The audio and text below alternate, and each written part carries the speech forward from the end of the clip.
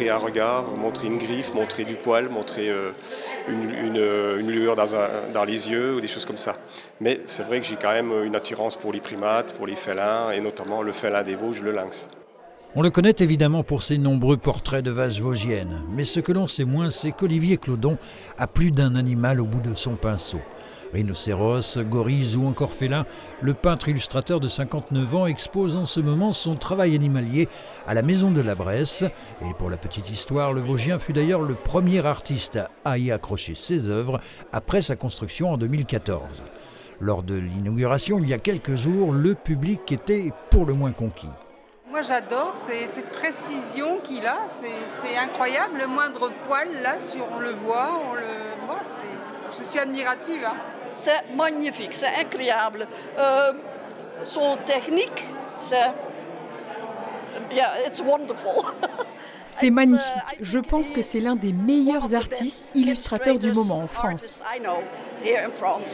Des peintures, portraits ou postures d'animaux tellement proches de la réalité qu'on pourrait facilement les confondre avec des photographies, comme ce tigre sur fond noir qui lui a demandé un bon mois de travail, dont une semaine pleine rien que sur l'oreille.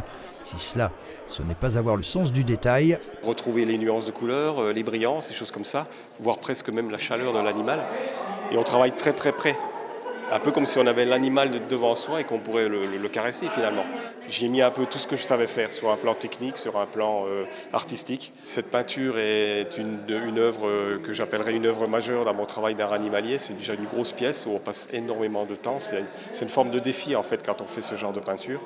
Et puis en plus c'est une peinture dont je suis assez fier parce que je l'ai présentée en 2021 au Salon des artistes animaliers de Paris. Côté projet, l'artiste a provisoirement posé son pinceau pour reprendre le crayon qu'il affectionne tout autant, mais on n'en saura pas plus. Olivier Clodon expose jusqu'au 27 août prochain à la Maison de la Bresse, aux côtés des œuvres colorées du Mosellan Didier Cripps et des sculptures de la Haussonnoise Nicole Merlier.